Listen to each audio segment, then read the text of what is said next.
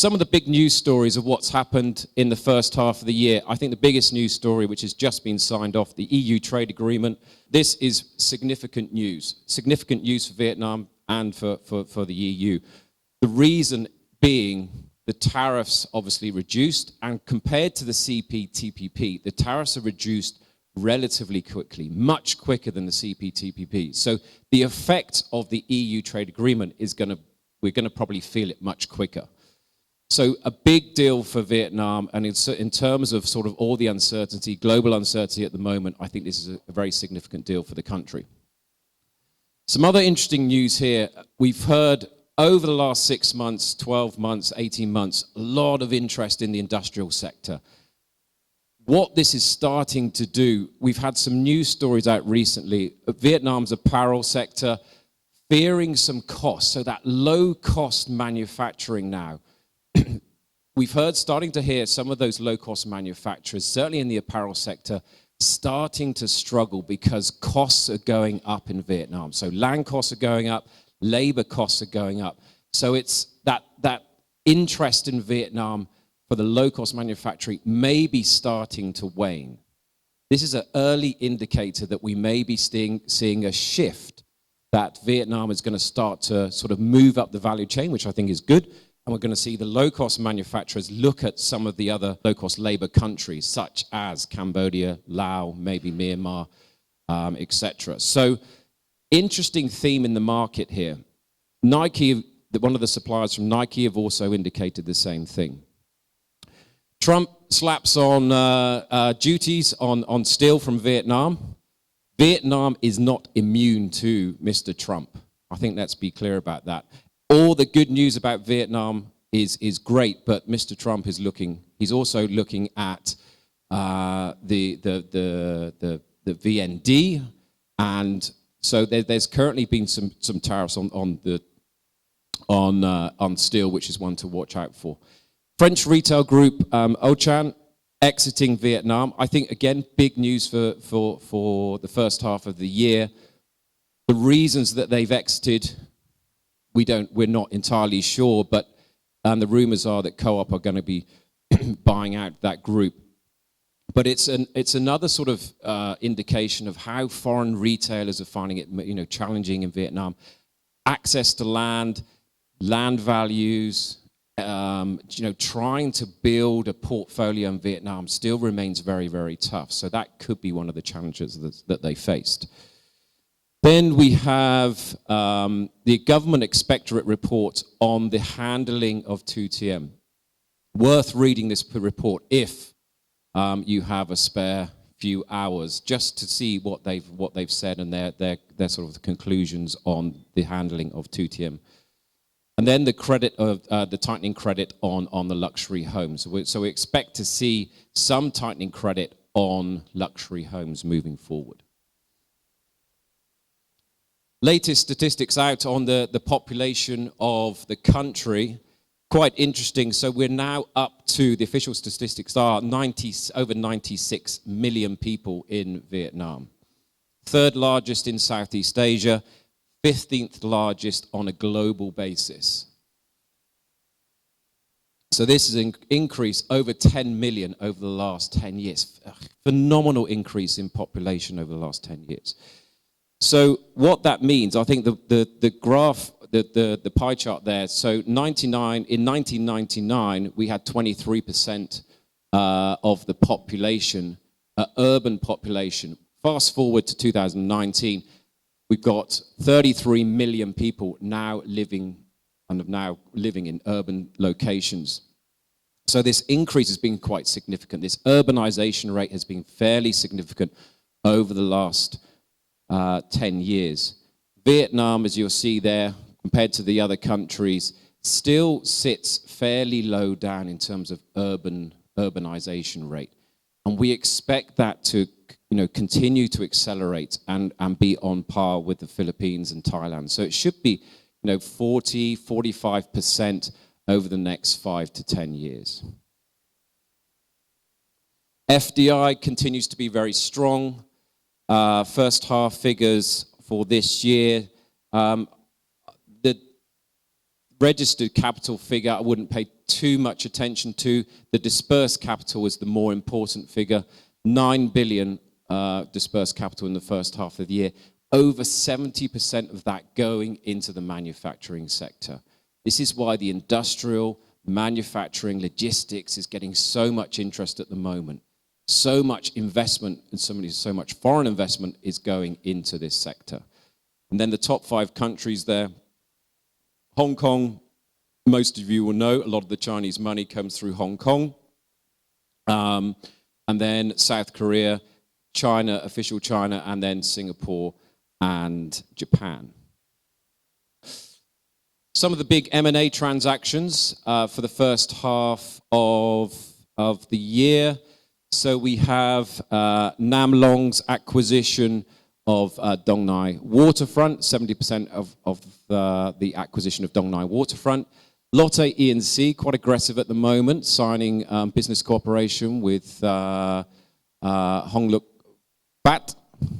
How was that pronunciation? Probably not that good. For project in District 7, and Lotte Land joint venture with FLC, and Capital Land acquires 6% interest in 3 land sites. So quite a lot of activity in the M&A sector over the first half of the year. What we're finding from our capital markets team at the moment is there are definitely more opportunities out there. Foreign investors still very, very strong, very, very active. We're seeing good quality foreign investors coming into the market.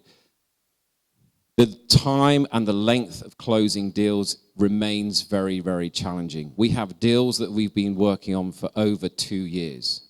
So the transaction time, the length of time to close transaction is very, very challenging.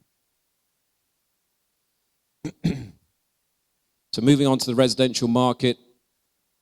So I mentioned this maybe in the first half of the year, that our use now of technology, and this sort of leads into Schneider's presentation, what we're using, what we call PropTech, so property technology, of how we utilize our data. Data is incredibly important. So our data we now use in a technology platform called MapIt. So we can now map every project in the country.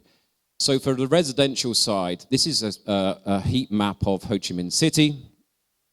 This is every project. This is both landed properties and also high-rise apartments. So nearly 250,000 units of the combined landed and residential units have now been developed or under construction within the city. And you can see that the heat map shows this very interesting sort of clusters around the city. So a lot of development to the east into District 2 and into District 9 and to the south.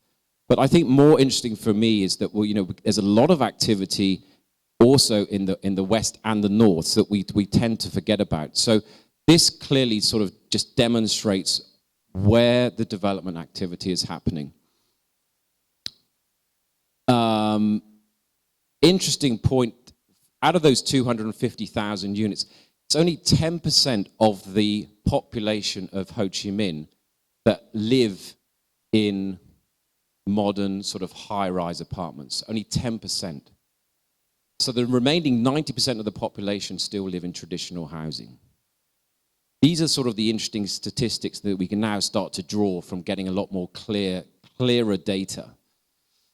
194 completed units in all sectors. Again, the heat map here shows where the most development activity is, and I suppose naturally it's District 2 and District 7. New launches, way, way, way down on last year. So only 8,600 new launches in the first half of the year. The reason being, as you will probably all know, the approval process, trying to get approvals for new developments at the moment, incredibly challenging. Trying to get master plan approval or construction licenses is incredibly tough. So which is why we've seen a big drop in new launches for residential projects. Some of the projects that did come through in the first half, Safira from Kangdin, Sunshine City Sunshine City and Midtown The Peak and Celadon City of launching one of their last phases. So you'll see that the disbursement of the projects that are being launched are mainly outside of the city centre. The good news is whatever is being launched is still attracting very, very strong demand. So as followed in previous quarters, if a new project is launched, generally it's attracting very strong interest, and generally it's the sales volumes are very high. So over 8,600 units sold and 1,200 landed property units sold, but both down significantly, and that's mainly because that new supply has been limited. Average prices, because of this limited supply coming through, limited stock, average prices have increased, and they've increased quite significantly. So the average price is up over 20%. Now, this has to be taken into context. The reason that it's up so high is because some of the new launches have been in the luxury end of the market, so you've got a sort of a bit of a distortion in terms of the pricing index. But on a chain link basis, it's still improved nearly 7% year on year. So good sort of capital increases on the residential side because of this limited supply. Future launches, again, this is for the second half of the year. We're predicting about 28,000 new launches. The reason that it's 28,000 compared to the 8,000 in the first half is all down to Vinhomes. So Vinhomes, District 9, their Grand Park, they're going to be launching 10,000 units. So dominated by Vinhomes, 10,000 units out of the 28,000 is Vinhomes. Aqua City and what else have we got? GS in Nya Bay going to be launching their project. And also, Waterpoint, Nam Long's project at the Waterpoint, the disbursement, again, we're seeing projects going further and further out of the city. So developers really having to struggle to find the land or access to land and are having to sort of develop projects further out of the city. So the outlook for the residential, as I've mentioned, long delays in the approval process will have an impact and has already had an impact over the last year to 18 months on new projects. Primary prices remain on the uptrend, and demand from owner-occupiers and foreign investors will continue. So we've taken those predictions. Those were our predictions from the first half of the year, which still pretty much remain true for the second half of the year. And then the outlook is developers are having to sort of look further and further out of the city to find opportunities, to find development opportunities. Moving on to the office market, the trend generally follows the same. So 2.2 million square meters, up slightly, but still fairly limited. The interesting part here, if you look at the heat map, 60% of grade A and B is within District 1. A couple of notable projects. So we've got One Hub did their completion of the first phase in District 9 in the Saigon High-Tech Park. And overall, the office market still remains very, very strong. Good demand from occupiers, and fairly limited supply. Occupancy rates, because of that limited supply, have moved up. So we've got grade A at nearly 97%. That's nearly 3 basis points higher than we saw last year. And grade B still at 95+%. Average rents. Now this is quite interesting because we've seen average rents. You would think grade A, although we hear sort of stories of $60+, $65 in some buildings, that's fairly limited. The average rent on grade A is around the 44 mark, which is still very, very high. The interesting part for us is what we're seeing in the grade B market. Grade B now in CBD is nearly $30. That's a big increase, 7.5% increase year on year.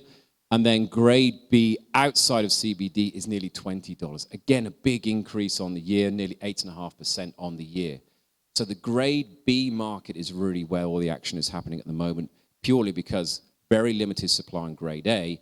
So occupiers are having to move out and look at other options in grade B around sort of the CBD area. Future supply, what's coming through for the remainder of the year? The good news is, we've got new supply coming through, which is helping our leasing team. Our leasing team have finally got a smile on their face. They've got some new product that they can actually lease up. So Lim Tower 3 coming through, Sonitas Tower, both very strong demand for those buildings and are leasing up well and due for completion within the next quarter. We've got Viettel, Savico and Crescent Mall all coming through for the remainder of the year. So more product coming through. This has got to be good news. I know the existing landlords won't agree with that, but we want to see more product. There is so much demand out there and very, very limited opportunities. Future supply going beyond 2019, a little bit challenging at the moment. Because of this approval process, it's very difficult to predict what is going to complete over the next 3 years. The projects that we have here that we are expecting, Vertex, Alpha Town, Friendship Tower, we know you can see good activity on Friendship Tower, that will complete. Alpha Town, Vertex and Sun Tower, we don't know. We really don't know when those projects are going to happen.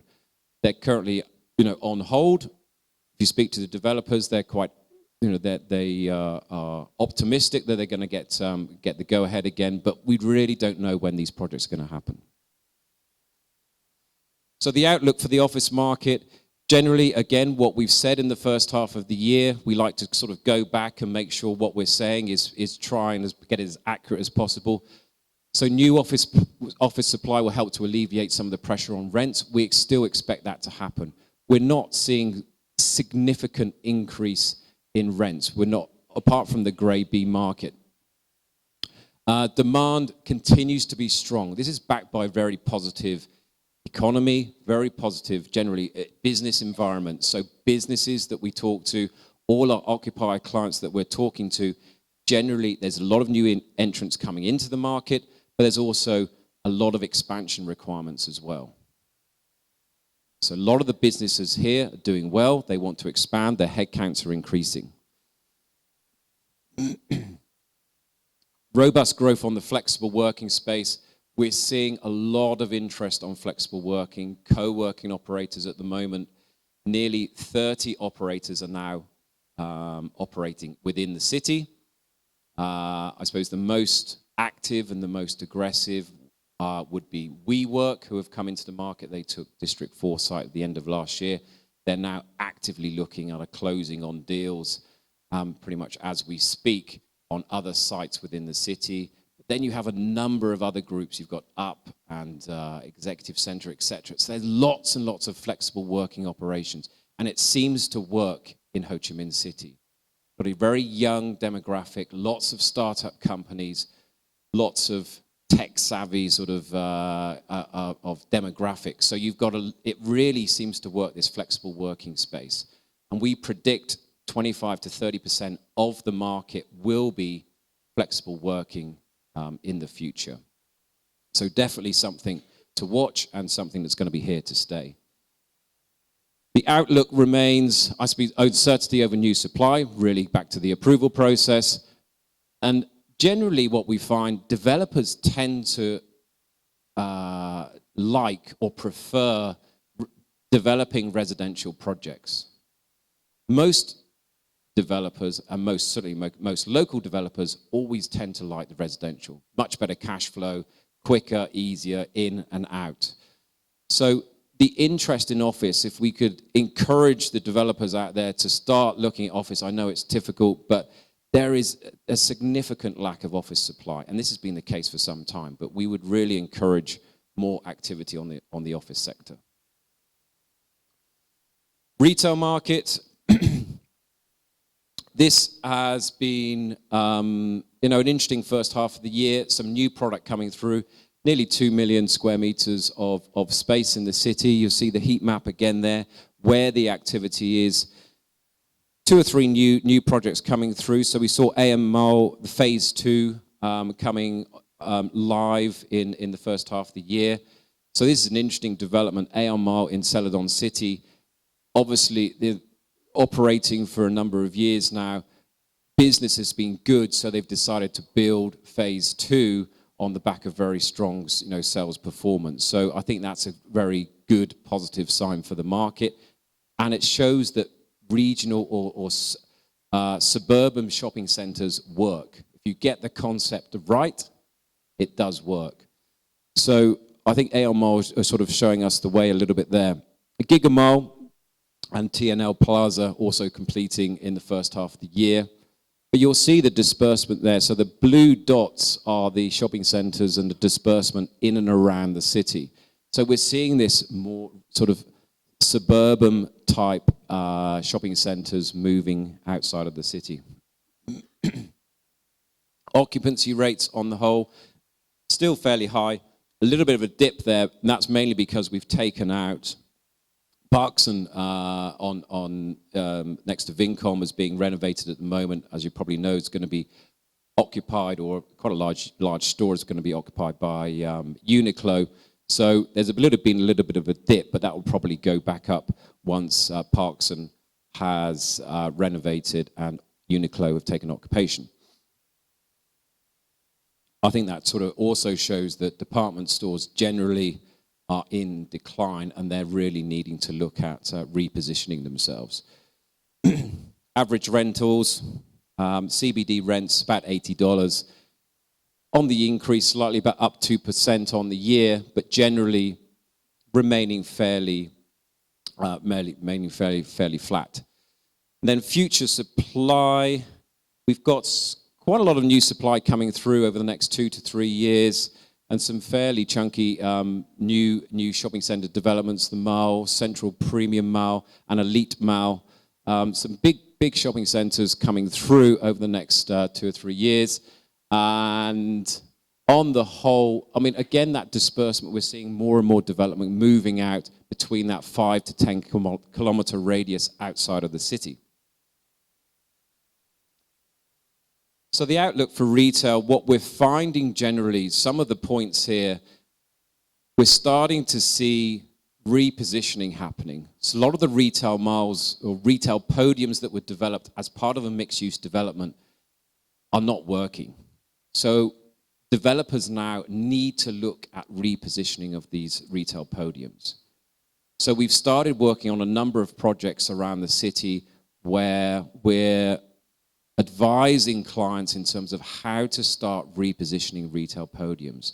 And it's bringing in new concepts, new ideas, whether it's flexible working operators, whether it's education. It's a different type.